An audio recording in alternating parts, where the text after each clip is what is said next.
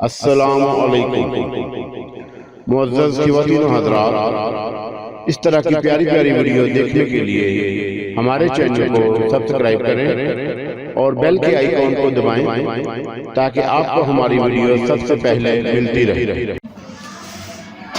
अस्सलामु अलैकुम दोस्तों, आज से नई कहानी का आगाज़ हो रहा है। पुजारी बाय M.A. राहत, एपिसोड नंबर 01। इसमें कोई शक नहीं कि इस सरकारी महकमे में बद्रीनाथ जिस पोस्ट पर था वह ऐसी थी कि किसी की भी निगाह उस पर पड़ती तो उसके अंदर एक हसरत पैदा हो जाती थी कि काश ये जगह उसे मिल जाए। बेकौले किसी के ये दौलत की कान थी, रिश्वत लेने के लिए उससे अच्छी जगह पूरे महकमे में और कोई नहीं थी। लेकिन लोग अफसोस करते थे कि उस सीट पर बद्रीनाथ जैसा गधा बैठा हुआ है।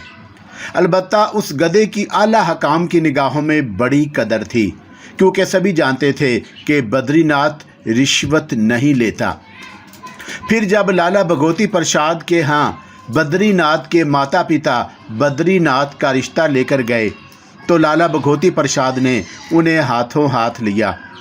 वो ज़माना साज थे, दुनिया को जानते थे और ये भी जानते थे कि बद्रीनाथ दौलत के ढेर पर बैठा हुआ है। अलबत्ता बद्रीनाथ बड़ा परेशान सा था, क्योंकि उसने भी एक बार शरदावती को देख लिया था। शरदावती उसकी निगाह में अप्सरा थी। दूध जैसा सफ़ेद रंग, शरबती आँखें, गुलाब की पत्तियों जैसे होंठ और इंतहाई मुतनासिब भरा भरा बदन। वो तो किसी राजमहल में जाने के काबिल थी, जबकि बद्रीनाथ का रंग सांवला, नकोश बदे, अलबत्ता कसरती जिस्म का मालिक था वो, और उसे अपनी बदसूरती का पूरा पूरा एहसास था। दबी ज़ुबान से माँ से कहता था कि माँ, आज एक बात कहना चाहता हूँ। हाँ बोल। आप मेरी शादी भगवती प्रसाद की बेटी शरदा से करना चाहती हैं। अरे देखिएगा तो दांतों में उंगलियां दबा कर रह जाएगा। अगर मैं चिराग की तरह रोशन हो जाएगी। वो इतनी सुंदर है, मैं दिखाऊंगी तुझे, मैंने देखा है उसे। तो फिर माताजी, मेरी उसके साथ जोड़ी नहीं सजेगी। क्या बक रहा है? माँ ने उसे घूरते हुए कहा। हाँ माताजी, जोड़ी कम से कम एक जैसी होनी चाहिए। उसके सामने मैं तो बहुत बदसूरत हूँ ते तेरे दुश्मन बेटा भगवती प्रसाद और उनकी धर्मपत्नी यूं हाथ बढ़ाकर लेंगे तुझे। अरे आजकल अच्छे लड़के होते कहाँ हैं, और भगवती प्रसाद तो अच्छी तरह जानते हैं कि तू कितनी अच्छी जगह नौकरी कर रहा है। वो तो ठीक है माताजी, मगर शरदा देख, बड़ों की बातों में दखल न दिया कर। इतना अच्छा बेटा है तू मेरा, और अब तू मेरे रास्ते रोक रहा है। बर दिखावे के लिए बद्रीनाथ को भी साथ ले लिया गया था और बद्रीनाथ झिझकता झींपता हुआ वहाँ पहुँचा था। लाला भगवती प्रसाद के लिए बद्रीनाथ कोई अजनबी आदमी नहीं था। बड़ी आवभगत की उन्होंने, और फिर उन्होंने ये रिश्ता खुशी से मंजूर कर लिया। भाई महेंद्रनाथ, आपके बारे में भला छानबीन करने की क्या ज़रूरत है? हम खुशी से ये रिश्ता तुम्हें देते हैं। शरदा चाय लेकर आई तो एक बार फिर बद्रीनाथ ने उसका चेहरा देखा। कुंदन की तरह दमक रही थी और उसके चेहरे पर गहरी संजीदगी छाई हुई थी। ये अंदाज़ा नहीं हो पा रहा था कि खुद उसके दिल में बद्रीनाथ के लिए क्या मकाम है। रिश्ता मंजूर हो गया था, मगर बद्रीनाथ बहुत परेशान था। शरदा भी उमंगों भरी थी, देख चुकी थी कि बद्रीनाथ किस शक्ल सूरत का मालिक है। माँ ने कहा कि शरदा, आपने देखा बद्रीनाथ को?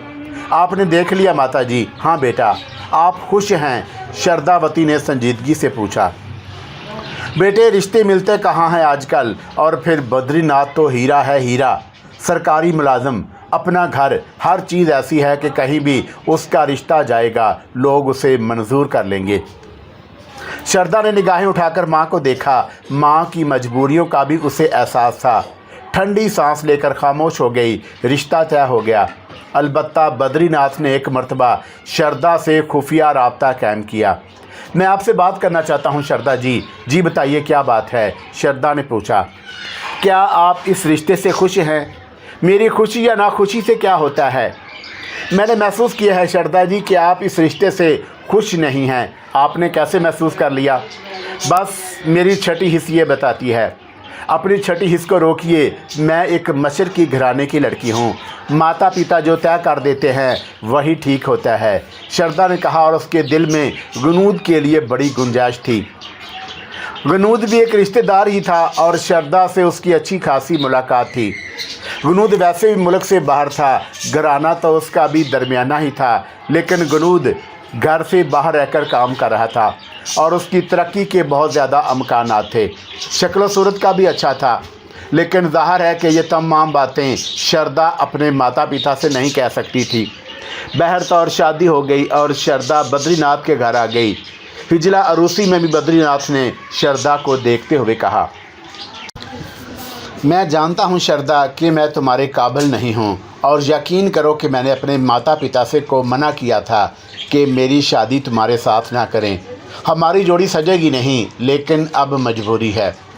मजबूरियों पे सब्र करना ही पड़ता है। शारदा की बात ने बद्रीनाथ के दिल में एक नया ज़ख्म डाल दिया। शारदा ने सच कहा था और ये सच बहरहाल कबूल करना था। बहरहाल बद्रीनाथ ने शारदा की हर चीज़ का ख्याल रखा और शारदा ने भी बेज़ाहिर ये महसूस होने नहीं दिया कि बद्रीनाथ उसे बिल्कुल पसंद नहीं। जब भी कभी शारदा मायूस होती या उदास होती तो बद्रीनाथ उससे यही कहता कि कसूर उसका नहीं है। शारदा ने कभी भी इस बात का इजहार नहीं किया था कि वह बद्रीनाथ को बेकसूर समझती है। अलबत्ता उसने छोटी छोटी ख्वाहिशों का इजहार शुरू कर दिया था। सारी बातें अपनी जगह हैं बद्री, मगर इंसान की अपनी खुशियाँ तो पूरी होनी चाहिए। मुझे बताओ शारदा, ये छोटा सा घर, ये घर मुझे नापसंद है। ज़िंदगी की कोई भी तो उमंग यहाँ नहीं है। बूढ़े माता पिता, माता जी बीमार रहती हैं और उनकी तीमारदारी करो। मैंने कुछ और ख्वाब देखे थे बद्री, और यकीन करो मेरे ख्वाब मेरे माता पिता की थोड़ी सी कोशिश से पूरे हो सकते थे। कई रिश्ते थे मेरे लिए जो अच्छे घरानों के थे, और मुझे माफ़ करना बद्री, भगवान ने मेरी शक्ल सूरत जितनी अच्छी बनाई उसके तहत ये रिश्ते मुझे मिल ही जाने थे, पर माता पिता के सामने ज़ुबान नहीं खोल सकी। मैं तुम्हारे लिए और क्या कर सकता हूँ शारदा, मुझे बताओ। क्या घर में एक गाड़ी भी नहीं होनी चाहिए? अरे बाप रे बाप, गाड़ी, और वो भी हमारे घर में। तुम्हारे घर में हो या ना हो, लेकिन भगवान अगर मेरी तकदीर ना फोड़ता तो मेरे घर में भी ज़रूर होती। शारदा ने यह कहा और खामोश हो गई। फिर कुछ अरसे के बाद कौशल पैदा हो गई। शारदा एक बेटी की माँ बन गई। हैरत की बात यह थी कि कौशल अपनी माँ की तरह खूबसूरत थी। फिर प्रदीप पैदा हुआ और यहाँ भी बद्रीनाथ को मुंह की खानी पड़ी। बेटा पैदा हुआ था। अगर बाप की शक्ल का होता तो बद्रीनाथ को दुनिया में कोई अपना साथी महसूस होता, लेकिन बेटा भी गोरा चिट्टा और अच्छे नकोश का मालिक था, और वो भी माँ पर ही गया था। बहरहाल वक्त गुजरता रहा और फिर बद्रीनाथ की माँ का इंतकाल हो गया। बाप रह गया था, लेकिन बाप भी बहुत बीमार था। बद्रीनाथ गुजारा करता रहा। शारदा पहले ही दिन से उन लोगों से घुली मिली नहीं थी और वह अपने आप को अलग थलग ही रखती और अलग थलग ही समझती थी।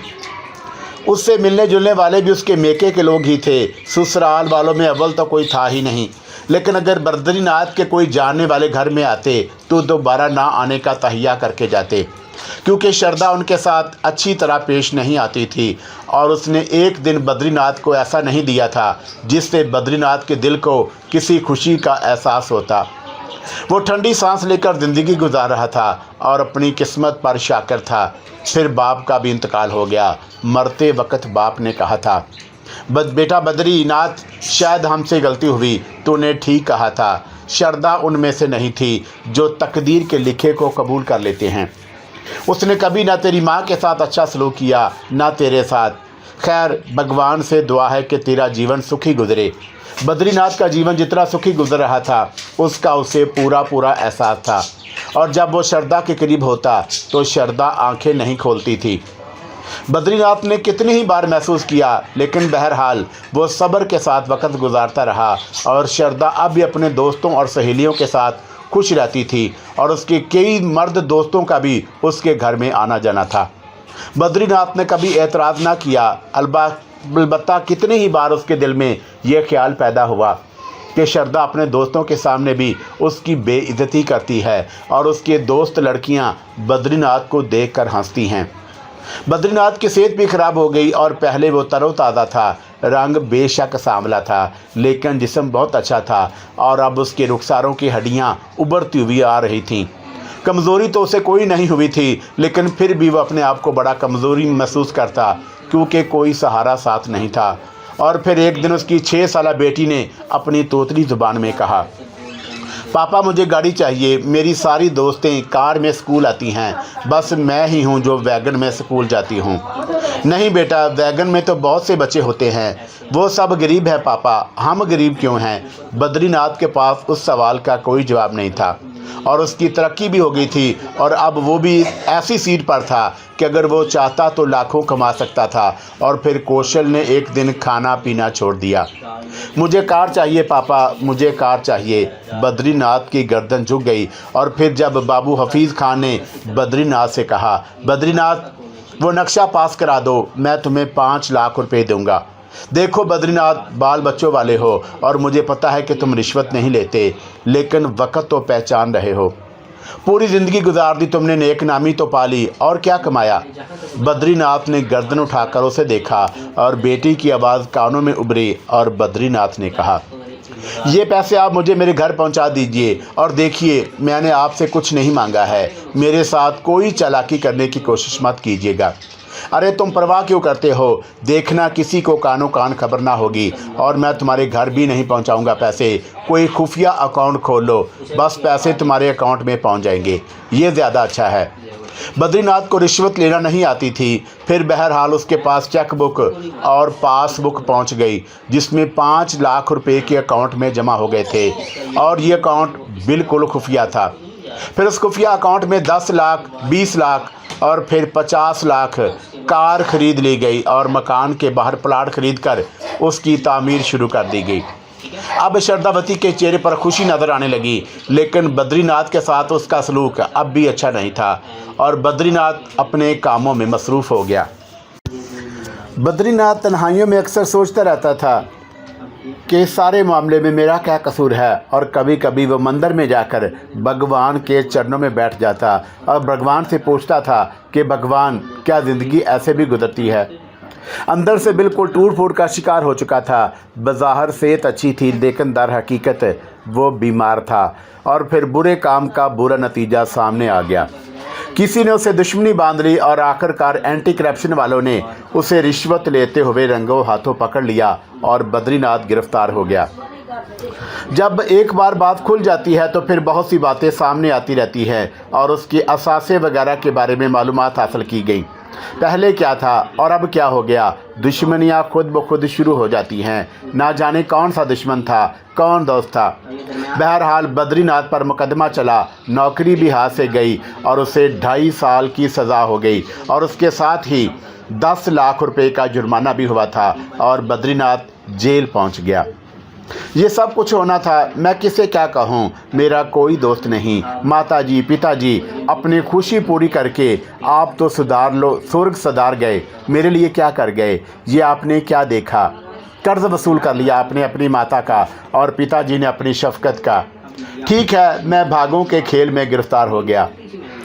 2.5 साल, पूरे 2.5 साल शरदा की बेइतनाई आकाश तक पहुँच गई थी। सिर्फ 2 बार वो उससे मिलने के लिए आई। 2 साल 4 महीने की सज़ा पूरी हो गई और सिर्फ 2 महीने बाकी रह गए थे। उस साल जब यौम आज़ादी आया तो 15 अगस्त को उसकी रिहाई का भी ऐलान कर दिया गया। पहले भी यौम आज़ादी पर कुछ मुजरम आज़ाद हुए थे, लेकिन उसका नाम नहीं आया था। अलबत्ता उसका नाम लिस्ट में शामिल कर लिया गया और उसे 2 माह पहले आज़ाद कर दिया गया। खुशी का सैलाब उमड़ आया। इतने अरसा बच्चों को भी नहीं देखा था। घर याद आता तो आंसू बहाने के अलावा कुछ नहीं कर सकता था। चोरी छुपे घर में दाखिल हुआ ये सोचकर कि अचानक बच्चों और श्रद्धा के सामने जाएगा।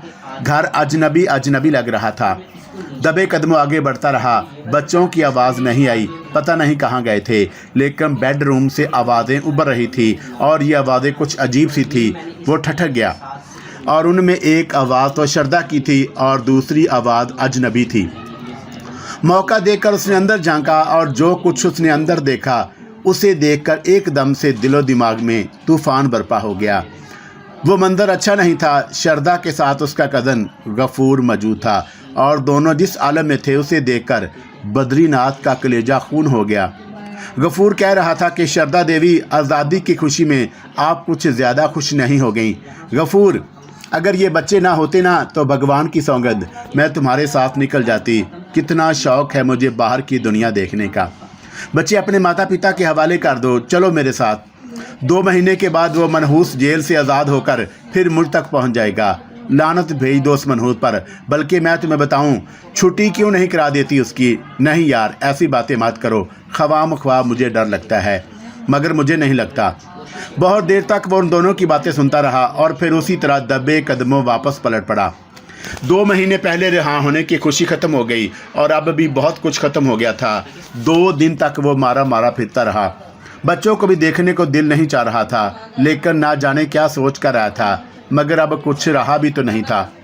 2 दिन तक मारे मारे फिरने के बाद आखिरकार उसने फिर घर का रुख किया और इस बार वो बाकायदा घर में दाखिल हुआ था। हैरत की बात यह थी कि कौशल और प्रदीप ने भी उसे देखकर किसी खुशी का आधार नहीं किया। शारदा उसे देखकर अलबत्ता चौंकी थी। तुम आ गए? नहीं आना चाहिए था, उसने दुख भरी मुस्कुराहट से पूछा। नहीं, मेरा मतलब है कि अभी तुम्हारी रिहाई में कुछ वक्त था। हाँ, बस रहा हो गया, क्या किया जा सकता है। चलो ठीक है, बच्चों से मिल लो, शारदा सपाट लहजे में बोली।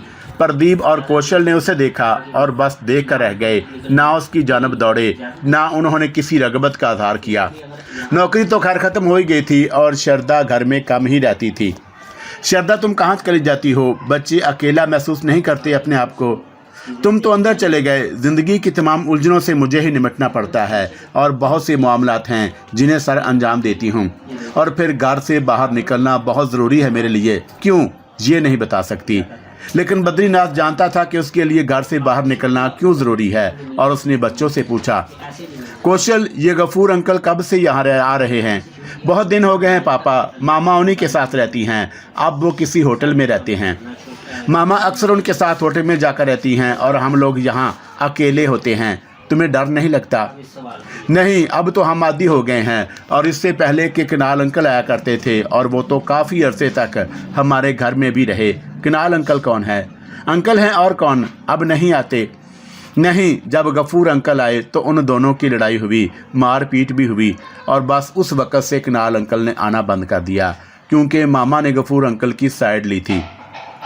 ठीक है, और फिर एक दिन गफूर आया और बद्रीनाथ से भी मिला। बद्रीनाथ ने बज़ाहिर खुश अखलाकी का सबूत दिया था, लेकिन गफूर के अंदाज में बड़ी सर्द मोहरी थी और उसने कहा कि क्या इरादा है, अब कोई नौकरी वगैरह करोगे? सरकारी नौकरी तो ख़त्म हो गई।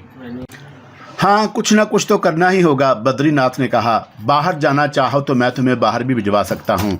नहीं, 2.5 साल बाहर गुजार कर आया हूँ, अब मैं घर में रहूँगा। और फिर उस रात बद्रीनाथ अपने कमरे में सो रहा था। शारदा उसके पास नहीं हुआ करती थी।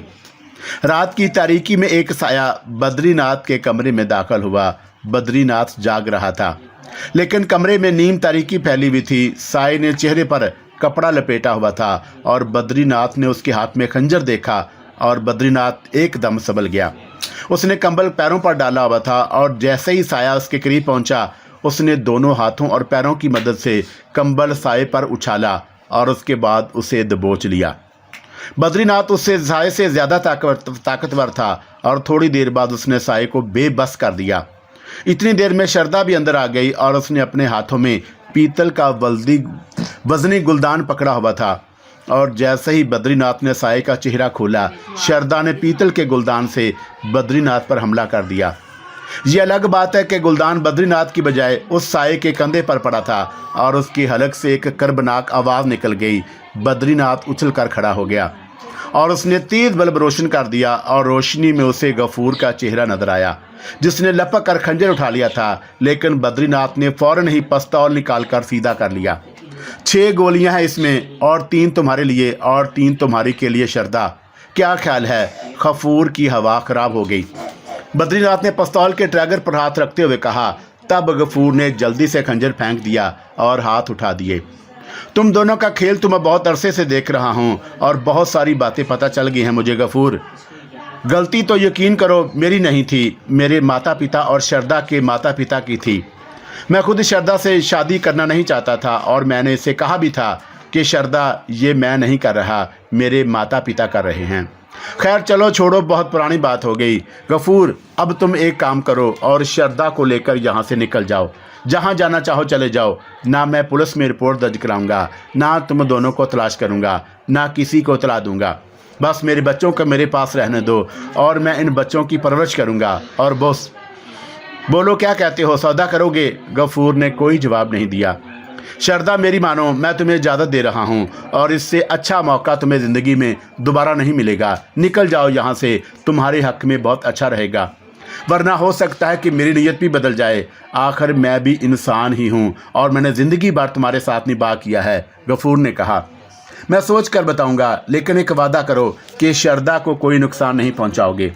श्रद्धा इतनी सुंदर है कि कोई उसे नुकसान पहुंचाने का सोच कर भी नुकसान नहीं पहुंचा सकता। बद्रीनाथ ने प्यार भरी निगाहों से श्रद्धा को देखते हुए कहा और उसके बाद वो अपना फ़र्ज निभाने लगा। और घर के हालात बहुत बेहतर थे। रिश्वत से जो कुछ कमाया था और उसे दुनिया की निगाहों से छुपा कर भी रखा था, श्रद्धा की खिदमत करने लगा। उसने गफूर के बारे में एक लफ्ज़ भी श्रद्धा से नहीं कहा और ना ही उसे ये बताया था कि बच्चे उसके बारे में और भी बहुत कुछ बता चुके हैं। लेकिन श्रद्धा किसी तरह सीधी नहीं हुई थी। वो कोशिशें करता रहा, देखता रहा, मरता रहा, लेकिन श्रद्धा के अंदाज में कोई तब्दीली, कोई रूनमा नहीं हुई थी और उसका दिल खून होता रहा। फिर एक दिन भगवती प्रसाद अपनी धर्मपत्नी के साथ आए और श्रद्धा ने उनका खूब स्वागत किया। मुझे पता है था कि तुम आ गए हो, पर यहाँ आते हुए हमें शर्म आती थी। तुम जेल यात्रा करके आए हो, आखिर कहलाओगे तो मेरे ही जवाई। पिताजी, ये आपकी बेटी श्रद्धा के कारण है। क्या मतलब है तुम्हारा? क्या तुम श्रद्धा की कोई बुराई करना चाहते हो हमसे? हाँ पिताजी, मजबूरी है, बताना पड़ेगा आपको। क्या बकवास कर रहे हो? ये आपसे जो कुछ कहेगा झूठ कहेगा। श्रद्धा ने उसे घूरते हुए कहा। कहना क्या चाहते हो? भगवती प्रसाद ने कहा। खुद तो किसी काबिल नहीं, मनहूस कहीं का मुझ पर इल्ज़ाम लगाता रहता है। गलती हमारी है बेटा, वाकई बहुत बड़ी गलती की हमने। सोचना समझना चाहिए था हमें। तुझ जैसी सुंदरी को इसके हवाले करते हुए तूने तो इसकी कदर नहीं की। ऐसा ही है पिताजी, हो सके तो इसे समझा लीजिए। और उसने गफूर के साथ मिलकर मुझे कत्ल करने की कोशिश की थी और ये इतना आसान नहीं है, समझा दीजिए इसे। थाने में मुकदमा दर्ज करा दे इसके बारे में। देखूंगा कितना बड़ा मर्द है तू, हमारे भी हाथ पांव हैं। अब ये इल्ज़ामात लगाएगा मेरी बेटी पर। भगवती प्रसाद कुछ सुनने को तैयार नहीं थे। बद्रीनाथ ने एक ठंडी सांस लेकर खामोशी इख्तियार कर ली और एक बार फिर वो भगवान के मंदिर में पहुंच गया। ए भगवान, क्या चाहते हो मुझसे? बताओ मुझे क्या चाहते हो? क्या करूं मैं? और सब्र करूं? बस बच्चे मुझसे अलग हो गए, सब कुछ अलग हो गया। भगवान, क्या था मैं, क्या हो गया? क्या करूं मुझे बताओ? घर छोड़कर बाहर निकल जाऊं, संसार को त्याग दूं? मुझे कुछ तो बता दो। और उस रात भगवान ने अपना फैसला दे दिया। रात के खाने पर श्रद्धा मौजूद नहीं थी। बच्चों को भगवती प्रसाद अपने साथ ले गए और वो नानी नाना के यहाँ थे। अलबत्ता रात को श्रद्धा उसके साथ ज़रा मुख्तलिफ सलूक किया। काफ़ी बना रही हूँ, पियोगे? और वो काफ़ी की शौकीन थी, लेकिन दर्जनों बार उसने काफ़ी बनाई थी और लेकर अपनी जगह बैठ गई। आज पहली बार उसने ये पेशकश की, तुम अपने हाथों से पिलाओगी तो जहर भी पी लूँगा। काफ़ी क्या चीज़ है, उसने कहा। और श्रद्धा के होंठों की मुस्कुराहट ने उसे शुबे का शिकार कर दिया और वो अपने कमरे में आ बैठा। थोड़ी देर बाद श्रद्धा काफ़ी के 2 कप लेकर अंदर आ गई और उसने एक कप उसके सामने रख दिया और दूसरा कप लेकर जल्दी जल्दी उसके घोंट भरने लगी ताकि काफ़ी झूठी हो जाए। सॉरी श्रद्धा, एक गिलास पानी मिलेगा? लाती हूँ, श्रद्धा ने कहा और अपना कप हाथ में लिए हुए बाहर निकल गई। बद्रीनाथ ने इधर उधर देखा और जल्दी से अपनी जगह से उठकर अपनी कॉफ़ी का कप वॉशरूम ले जाकर कमोड में उलट दिया और जल्दी से बाहर आ बैठा। कॉफ़ी का कप उसने इस तरह रखा था कि श्रद्धा को नज़र न आ सके। श्रद्धा पानी लेकर आई तो उसने पानी तक ना पिया और गिलास एक तरफ रखकर कॉफ़ी की प्याली होंठों से लगाते हुए बोला, रख दो श्रद्धा, बाद में पीऊँगा। असल में कॉफ़ी से निकलने वाली भीनी भीनी खुशबू ने मुझे बेहस कर दिया और मैंने कॉफ़ी पी ली है। पानी बाद में पी लूँगा। श्रद्धा ने कोई जवाब नहीं दिया और कॉफ़ी का कप अब भी उसके हाथ में था और वो कुर्सी पर बैठकर उसके छोटे छोटे सिप ले रही थी। बद्रीनाथ भी उसी तरह की अदाकारी कर रहा था जैसे वो कप से कॉफ़ी पी रहा हो और फिर उसने कॉफ़ी का कप एक तरफ रख दिया और आंखें फाड़ने लगा। यूँ लग रहा था जैसे उस पर गशी तारी होती जा रही हो और श्रद्धा के होंठों पर मुस्कुराहट फैल गई। कहो बद्रीनाथ, कैसा लग रहा है? अजीब सा शरदा, अजीब सा, ये मुझे क्या हो रहा है? मेरे सीने में शदीद जलन होने लगी है। वैसे तो भगवान तुम्हें संसार में भेजकर भूल गया था, तुम्हारी वापसी का कोई और जरिया नहीं था। चुनाचा मैंने सोचा कि मैं ही तुम्हारी मुश्किल हल कर दूं। तुमने कहा था ना कि जान अपने हाथों से मैं तुम्हें जहर भी पिलाऊंगी तो तुम पी लोगे, तो मैंने तुम्हारी ये ख्वाहिश पूरी कर दी। क्या मतलब? काफ़ी में जहर मिला हुआ था, अब तुम सुकून की नींद सो जाओगे। हमने बंदोबस्त कर लिया है कि तुम्हारी इस मौत को खुदकुशी करार दे दिया जाए। सारा इंतज़ाम है हमारे पास। गफूर आ जाओ, अंदर आ जाओ। देखो महाराज बद्रीनाथ जी पर लोग सुधार रहे हैं। गफूर मुस्कुराता हुआ अंदर आ गया। बद्रीनाथ मुसलसल अदाकारी कर रहा था और वह अपने दोनों हाथों से अपना सीना मसल रहा था और उसके चेहरे पर कर्ब के आसार थे, लेकिन भरा हुआ पिस्तौल उसके तकिए के नीचे मौजूद था। गफूर अंदर आया और उसने मुस्कुराते हुए कहा, जानम, आखिरकार हम अपनी कोशिशों में कामयाब हो ही गए। जाइए श्रीमान जी, भगवान आपका इंतज़ार कर रहे हैं। गफूर ने कहा, साथ साथ चलेंगे गफूर, शरदा साथ साथ चलेंगे। बल्कि ऐसा करो कि तुम लोग चलो, मैं बाद में आता हूँ, अभी तो मेरे बच्चे छोटे हैं, देखो क्या होता है। ये कहकर उसने पिस्तौल निकाल लिया। शरदा चौंक पड़ी। बद्रीनाथ ने एकदम अपने आप को संभाल लिया था और गफूर भी फटी फटी आंखों से पिस्तौल देख रहा था, जिसका रुख उसी के सीने की जानब उठा हुआ था। हाँ गफूर कुमार महाराज, आखिरकार तुमने अपना आखिरी समय बुला ही लिया। चलो ठीक है, बातें करने से क्या फ़ायदा, बहुत ऐश कर ली तुमने, चले जाओ। ये कहकर बद्रीनाथ ने पिस्तौल से फायर कर दिया और निशाना गफूर का सीना था। 3 गोलियां गफूर के सीने में उतारकर उसने शरदा की तरफ देखा, जो पथरा सी गई थी और फटी फटी आंखों से देख रही थी। बहुत चाहा मैंने तुझे शरदा, बहुत कोशिश की कि तू ठीक हो जाए। अरे पागल, चाहत ही तो संसार में सब कुछ होती है, बाकी चीज़ें तो बात की होती हैं। चेहरे कुछ नहीं होते, चेहरे कुछ भी नहीं होते। और अब देख तू कितनी सुंदर है, मगर अभी खून में रंगी हुई होगी। चल जा, अब क्या कहूँ तुझसे। 1 2 3 फायर हुए और पहले फायर पर तो शरदा की चीख भी निकली, लेकिन बाद के 2 फायर होने पर उसकी आवाज़ भी ना निकल सकी और वो गफूर के ऊपर ढेर हो गई। बद्रीनाथ अपनी जगह से उठा, थोड़ी देर तक सोता रहा और फिर उसने टेलीफोन के पास जाकर पहले भगवती प्रसाद के नंबर डायल किए। रात का वक्त था और फ़ोन काफ़ी देर से उठाया गया और भगवती प्रसाद की नींद बासी आवाज़ सुनाई दी। कौन है, क्या बात है? पिताजी, मैं बद्रीनाथ बोल रहा हूँ। क्या हुआ, खैर है? खैर नहीं है, हमने आपको समझाया था पर आप नहीं माने। चलिए ठीक है, आकर अपनी बेटी और उसके आशिक की लाश उठा लीजिए। एक बात आपसे कहता हूँ कि मैंने बहुत से चेक साइन करके रख दिए हैं, बच्चों के लिए ज़रूरत पड़ेगी और जिन जिन बैंकों में अकाउंट हैं वहाँ से पैसे निकलवा लीजिए, कौशल और प्रदीप के लिए, और आपको बड़ी रकम की ज़रूरत पड़ेगी। क्या बात कर रहा है? आ जाइए, और दूसरे फ़ोन में पुलिस को कर रहा हूँ, आप कहाँ तकलीफ़ करेंगे।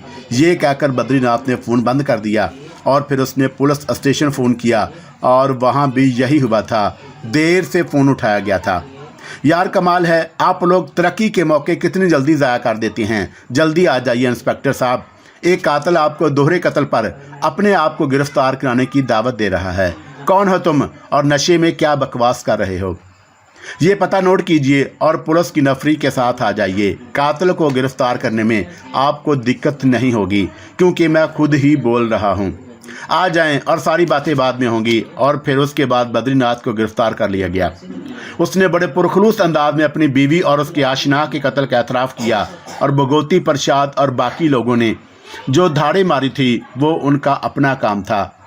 सारी कार्रवाई के बाद बद्रीनाथ को लाकअप में पहुंचा दिया गया। 7 पेशियां हुई और 8वीं पेशी पर उसे उम्र कैद की सज़ा दे दी गई। चौका कत्ल बीवी के गुनाह पर हुआ था, इसलिए वकील उसे सजाए मौत से बचाने में कामयाब हो गया था। 14 साल पूरे करे और अब ये 14 साल से जेल में गुजारने थे और सब कुछ बुला देना था। वो जानता था कि भगवती प्रसाद कौशल और प्रदीप को अपनी तहवील में ले लेंगे। लाखों रुपया मौजूद है और उनके पास उनकी तालीम और तरबियत के लिए। और फिर जेल में आने के बाद उसने सोचा कि सब कुछ एक खेल है, धोखा है, सब कुछ कोई किसी का नहीं होता, बस गुजर जाती है गुजरने वाली चीज़।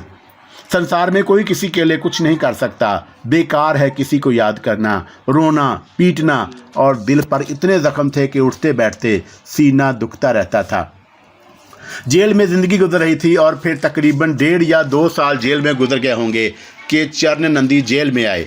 बाबा चरण नंदी ना जाने किस जुर्म में अंदर आए थे। देवता समान थे और हर एक के साथ मोहब्बत और प्रेम से पेश आने वाले। उससे भी उनकी मुलाकात हुई और चरण नंदी ने बड़ी हमदर्दी की निगाहों से उन्हें देखा। तेरे अंदर जो जख्म पल रहा है उनका अंदाज़ा तेरे चेहरे से हो जाता है। छोड़ सारे संसार को, बेकार है सब कुछ। हाँ बाबा, आप ठीक कहते हैं।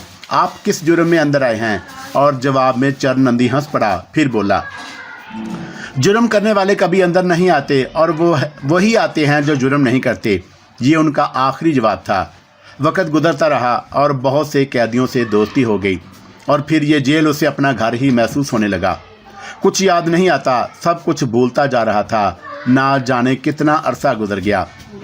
बुढ़ापा उसके अंग अंग से उमड़ आने लगा और चेहरे और हाथ पांव की खाल सुकड़ गई। झुर्रियाँ लटक आईं, बदन सूख गया और खुद अपनी शक्ल कभी उससे पहचानी नहीं जाती थी। चरण नंदी से अक्सर उनकी मुलाकात होती रहती और दुनिया भर की बातें होती। चरण नंदी ने उनसे पूछा कि तेरी रिहाई कब हो रही है, और वो हैरत से चौंक पड़ा। हाँ, 11 साल तो मुझे तेरे साथ बीत गए, बल्कि कुछ ज़्यादा ही हो गया होगा। बूढ़ा हो गया है और मेरे देखते ही देखते रिहाई तो मिलेगी तुझे। मैं कहाँ जाऊँगा और मेरा तो अब कोई भी नहीं है इस संसार में नंदी बाबा। संसार में कोई किसी का नहीं होता, बस अपने तौर पर आते हैं और अपने तौर पर चले जाते हैं। पूरा संसार भरा पड़ा है। जीवन खोने की चीज़ नहीं है। जहाँ से जो कुछ मिले पालो और फिर जो भगवान की मर्जी हो, भगवान के चरणों में चले जाओ। भगवान है बाबा? क्या मतलब? मेरा मतलब है कि भगवान नाम की कोई चीज़ है तो सही, इनकार नहीं कर सकते, पर उसकी सोच क्या है ये भगवान ही जाने। मैं तुझे एक जगह बताऊं, नाम है उसका कंगनपुरी और बड़ी अजीब जगह है, देखने के काबिल। पहाड़ों के बीच खिलौना रखा हुआ है, बल्कि रख दिया है भगवान ने। गगनपुरी में एक पहाड़ी 2 मंदिरी कहलाती है। क्या कहलाती है? 2 मंदिरी। वहाँ से एक पहाड़ की चोटी पर 2 मंदिर हैं। एक का नाम है भूत कंडल और दूसरा स्वामी मंदिर कहलाता है। दोनों ही एक दूसरे से जुड़ी हुई हैं और दरवाजे 2 तरफ हैं, लेकिन बीच में दीवार नहीं। क्या ही मज़े की बात है। और वहाँ 2 मुजस्मे हैं, एक विष्णु भगवान का मुजस्मा और दूसरा राम राम राम। चरण नंदी के चेहरे पर खौफ के आसार पैदा हो गए। और ये तो बड़ी दिलचस्प बात बताई आपने बाबा चरण नंदी। ये 2 मंदिरी क्या है? कहा ना, गगनपुरी की एक पहाड़ी पर ये 2 मंदिरी बनी हुई है। बस यूं समझ ले कि नेकी और बदी के दरवाजे, और एक में मैंने तुझसे कहा कि विष्णु भगवान की मूर्ति है और तू उसी के पीछे शैतान का बुत है। कहा जाता है कि ये शैतान जिस दिन विष्णु भगवान का जन्म हुआ था उन्हें नुकसान पहुंचाने के लिए उन तक पहुंचा था, पर भगवान ने उसे वही मुकीद कर दिया। अब एक जगह जहां विष्णु भगवान का मुजस्मा है तो पीछे शैतान का हैबतनाक मुजस्मा भी मौजूद है। नेकी और बदी की ये जगह अजीबो गरीब है। यहाँ नामुरादियों और महरूमियों के शिकार मायूस नौजवान और अपनी इज्जत व असमत के मोती लुटाने वाली 2 शेजाएं आती हैं और खुदकुशी से पहले विष्णु भगवान से मदद मांगती हैं। और जब वहाँ से कुछ नहीं होता तो बुत के आगे जो शैतान का मुजस्मा है सजदा करके अपनी रूहों की निजात की दुआएं मांगा करती थीं और फिर इस पहाड़ी की चोटी से छलांग लगा देती थीं। बड़ी पुरअसरार कहानियाँ लिखी हुई हैं और इस 2 मंदिरी के बारे में मैंने एक मर्तबा देखा था। उसे बस तू ये समझ ले कि वहाँ से नेकी और बदी के फैसले होते हैं। बहुत से ऐसे मिनश जो फैसला नहीं कर पाते वहाँ फैसला करने में कामयाबी पाते हैं।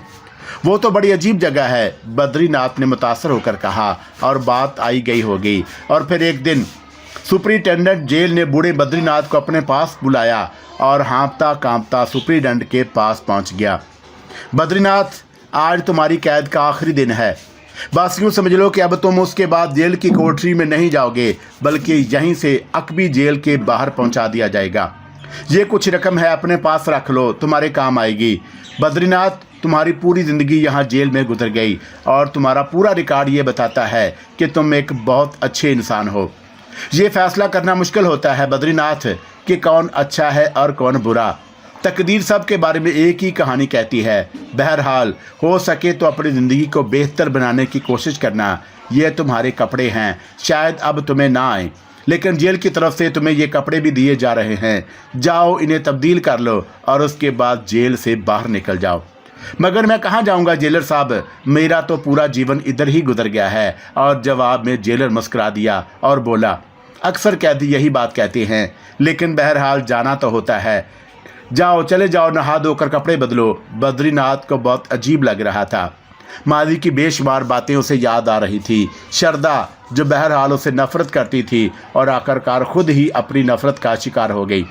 हाँ, उसे प्रदीप और कौशल याद आए और पता नहीं वो दोनों किस हाल में होंगे। जेल से बाहर आया तो सब कुछ अजनबी अजनबी लग रहा था।